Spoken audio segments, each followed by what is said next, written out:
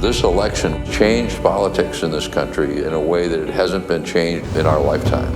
It was a cultural revolt, and those were the people that are NRA members. They're the people that care about the Second Amendment and their firearms rights. It's about traditional values. It's about all the things that the NRA ad campaign was focusing on.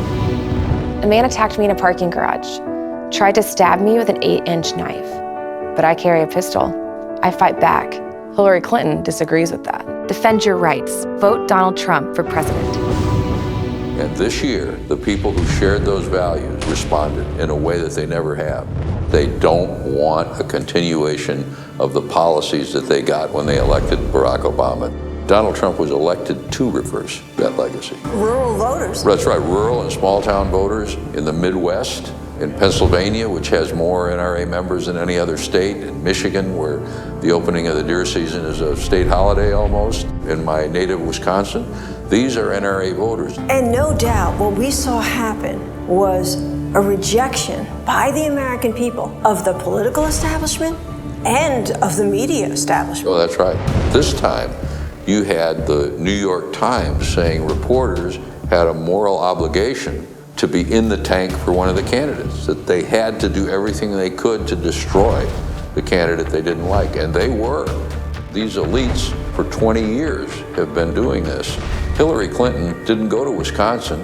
She didn't go to Michigan. She didn't go to those places because the Democratic assumption was that they owned these voters. And the fact is that nobody owns voters on Election Day. If you drove through some sections of the country, as I did recently, there were signs in yards that said proudly deplorable. And the fact is that all of a sudden, all of these people had enough.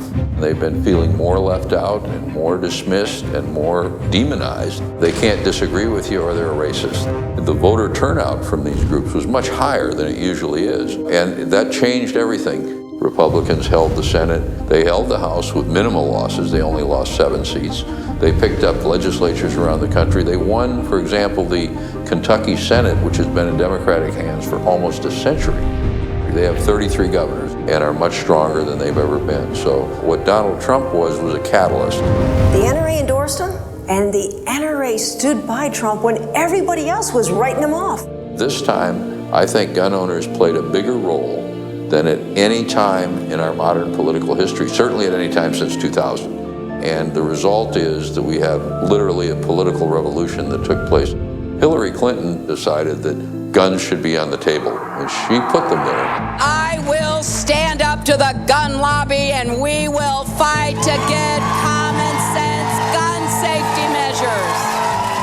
The Second Amendment was truly on the table. And when gun owners and sportsmen and people who believe in the Second Amendment, when they know their rights are at risk, they turn out.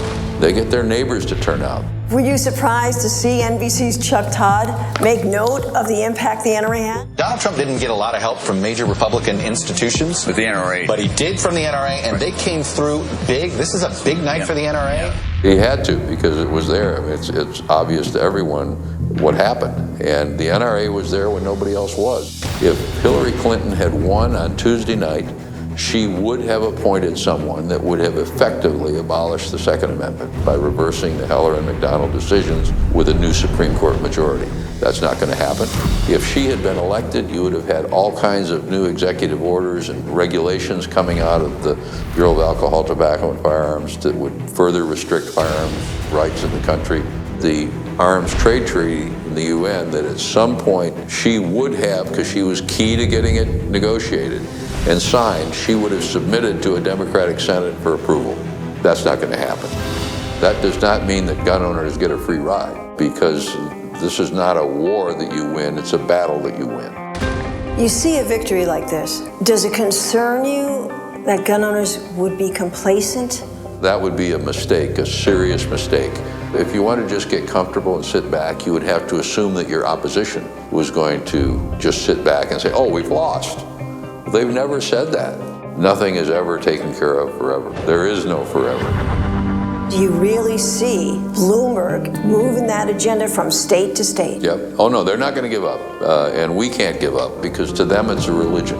As you know, Ginny, I had a book come out this fall called Shall Not Be Infringed, and John Bolton, our former UN ambassador, did the foreword. And he said that these are the domestic analog of the people who believed in the 60s and 70s that if we just unilaterally disarmed, the world would become peaceful. These people actually believed that if they could snap their fingers and make guns disappear, crime would disappear. It isn't true in the world, it isn't true here. And taking away that right is something that should never be allowed, but they're going to keep trying. What do you think the priorities are for the NRA under a Trump administration? The chief legislative priority that we've had for many years has been to get reciprocity for concealed carry permit holders on a nationwide basis. And the chance for national reciprocity greater than ever. Oh, absolutely. I would be shocked if at some point in the next couple of years we don't get a vote and we don't win it. And then it would go to a Republican president who could sign it. David, what's the message this election sent? The message is that the American people still matter. And what this election proved to Americans who may have been losing faith, that by golly, they can still make the final decision. They did it on election day. They didn't stay home. They went out and they fired the people they didn't like and they hired the ones they do like. This election was an affirmation of the vitality of the American democracy. The people spoke and said, we want to restore American values. We want a president, we want a Congress, we want a Supreme Court that'll do that. And we want to keep it that way. So that's key.